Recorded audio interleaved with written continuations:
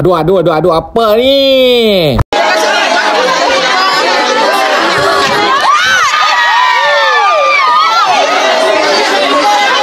Banyak yang berkomentar di dalam sebuah komentar video ini yang mengatakan memang pelik adat yang ada di Jawa. Waduh, kan pelik para sahabat. Kalau Mas Farhan menengok sebuah video ini hanya berlaku di Indonesia. Assalamualaikum warahmatullahi wabarakatuh. Jumpa lagi para sahabat dan teman-teman dengan Farhan. Gimana kabar-kabarnya? Semoga kalian semua sehat-sehat sahaja.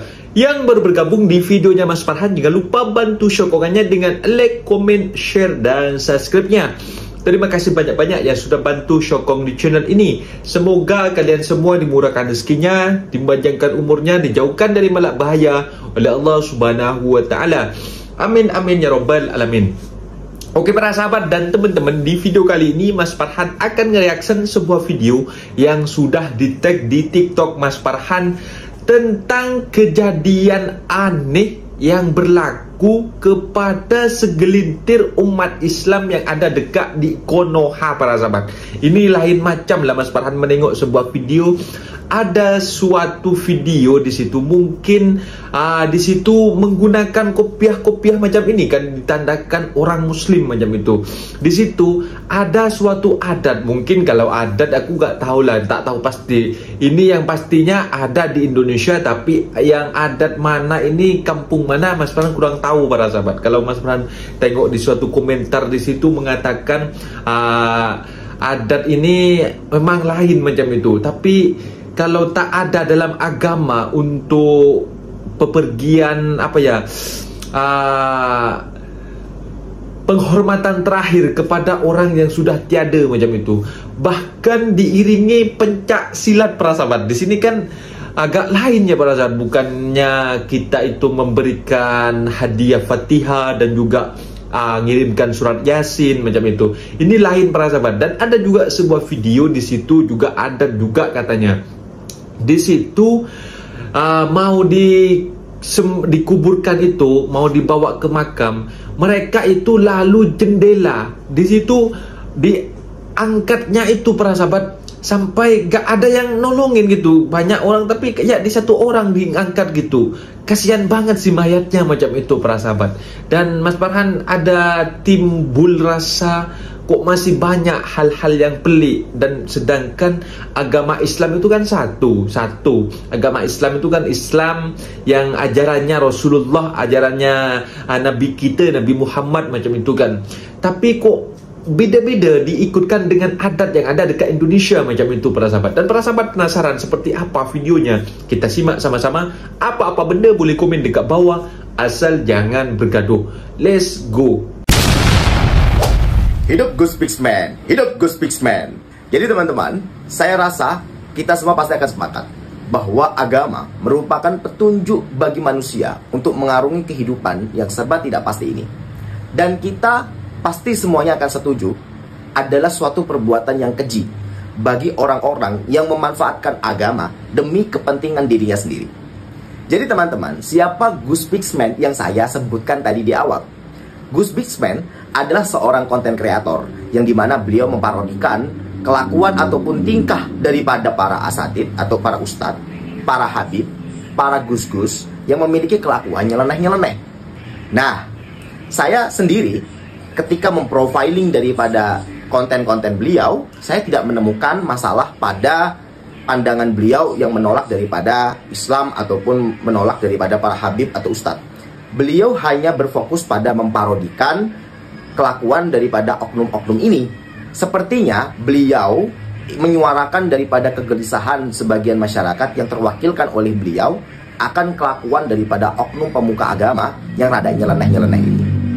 Nah, seperti yang kita utarakan tadi di awal, bahwasanya kita pasti akan merasa jengkel tatkala melihat kelakuan daripada guru-guru yang mengajari agama tetapi menggunakan agama demi kepentingan dirinya sendiri.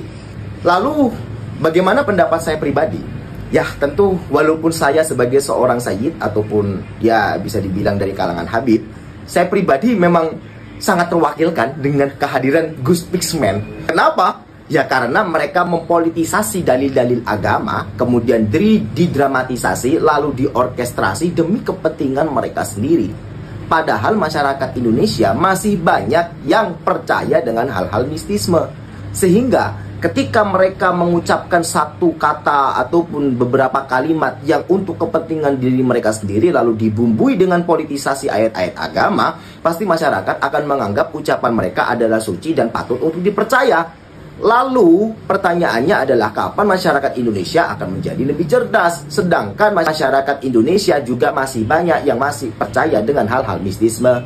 Nah, maka dari itu kalau teman-teman pernah membaca buku Madilog karangan Tan Malaka, teman-teman akan memahami bahwasannya begitulah masyarakat kita. Itulah yang akhirnya dipakai oleh oknum-oknum tidak bertanggung jawab dalam mempolitisir agama demi kepentingan dirinya sendiri. Pun saya rasa apa yang diungkapkan oleh Gus Pixman melalui konten-konten parodinya itu bisa menjadi bahan perenungan bagi para pendakwah yang ingin menyampaikan konten dakwahnya di tengah masyarakat agar bisa menyiapkan materi yang lebih relevan dengan kebutuhan audiensnya.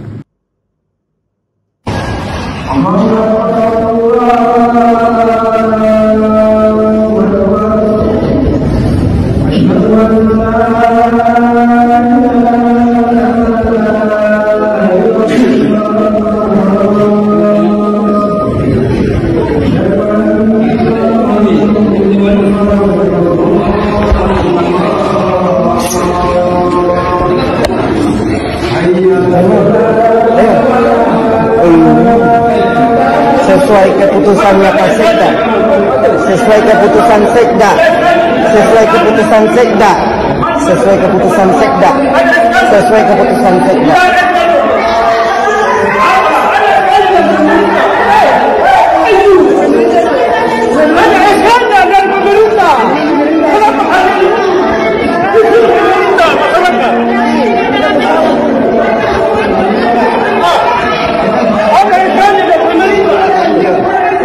Sesuai arahan Pak Sekda. Iya, tidak sesuai arahan Pak Sekda. Kita harus ada malu.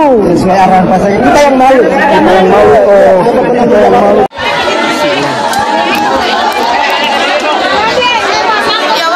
Subhanallah, ya Allah.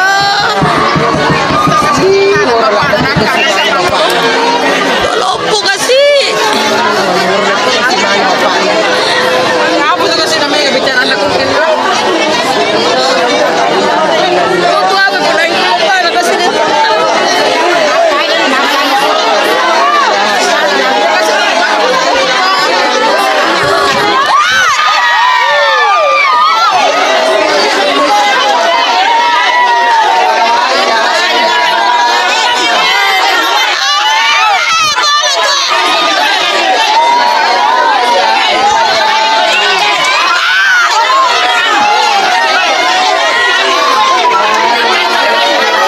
Waduh, ini apa ya para sahabat? Bukannya ini di tempat kuburan untuk memakamkan mayit.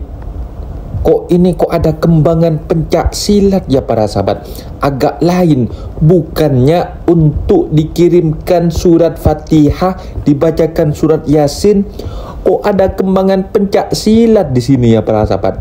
Di sini katanya untuk penghormatan terakhir. Kok bisa? Subhanallah, beginikah kalian sebut sebuah peribadahan? Beginikah kalian sebut dengan solawatan? Ini lebih seperti crowdsurfing, tapi versi syariah. Beginilah jika diawali dengan ngaji yang salah. Musik kau halalkan, goyangan kau lakukan, konser pun kau sebut peribadahan. Dikala Wahabi bersolawat demikian, namun kalian si paling aswaja bersolawat dengan demikian. Dikala Wahabi pengajian dengan demikian, namun kalian si paling aswaja pengajian dengan model konseran. Sungguh perbedaan yang signifikan. Namun kenapa Wahabi yang difitnah menyebar kesesatan?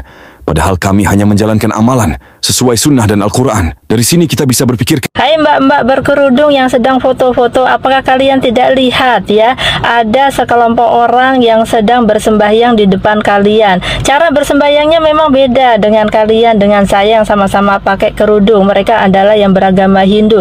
Seenggak-enggaknya kalau kalian mau foto di tempat umum, kemudian di tempat-tempat yang memang disakralkan, kalian harus lihat kalau ada orang yang sedang bersembahyang, harga hargailah sedikit ya. Jadi tunda. Nah, itu dia para sahabat dan teman-teman, video yang sudah kita simak. Memang kalau kita tengok sebuah video ini ya para sahabat, bahwasanya Mas Farhan pun first time menengok sebuah video macam ini. Memang sangat pelik para sahabat. Sangat tak ada memang di kampung Mas Farhan itu, tak ada para sahabat. Memang kalau dekat kampung Mas Farhan yang berlaku apabila ada orang tiada nyawa meninggal macam itu, mereka dikebumikan, dikuburkan itu menggunakan rukun-rukun rukun-rukun untuk mengkuburkan mayit macam itu, fardu kifayah macam itu kan. Kita kan kalau mayit itu kan satu kampung macam itu, fardu kifayah.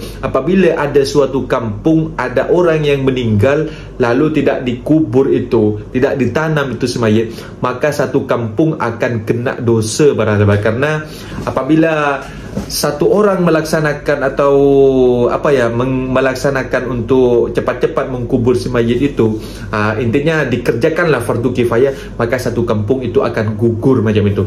Jadi kalau nengok sebuah video itu cara pemakamannya di media sosial ini ya para sahabat, Mas Farhan kurang tahu di mana ini adatnya. Yang pasti di Indonesia para sahabat. Ini kok malah lewat jendelanya para sahabat, lewat atas. Bahkan yang ngangkatnya itu bukan gotong royong bersama-sama macam itu, malah diangkat lewat bawah gitu kan, digituin. Itu kayak menyiksa si mayit macam itu. Bukannya kita memberikan penghormatan terakhir macam itu kepada si mayit, menggunakan tata cara yang akhlak, yang baik dan juga adab macam itu. Ini kayak ditarik-tarik saja, sangat mengenaskan para sahabat. Ada sebuah video di sini juga. Di dalam video itu jelas disyuting di suatu kuburan. Di situ salam penghormatan terakhir menggunakan silat, kembangan para sahabat gitu kan. Aduh, ini kan benar katanya para netizen, ini suatu penghormatan yang terakhir. Mungkin si rekan ini yang sudah meninggal ini kan mungkin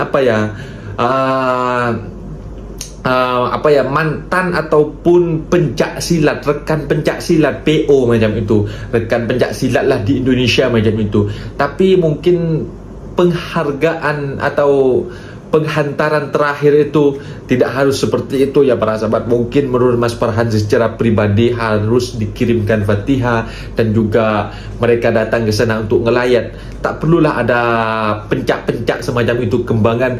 Takutnya ada pertimbul pertanyaan netizen-netizen kita itu nanti susah untuk meluruskan hal ini para sahabat, macam itu para sahabat. Jadi hal-hal yang pelik itu tak perlulah untuk dibuat macam itulah. Kalau sudah tiada, kita kirimkan surat Fatihah dan juga Yasin, itulah yang lebih baik macam itu para sahabat. Mungkin videonya sampai di sini para sahabat, dan teman-teman apabila ada kata benda yang silap, Mas Farhan minta maaf sebesar-besarnya. Mohon dibenarkan di kolom komentar. Mas undur diri. Assalamualaikum warahmatullahi wabarakatuh.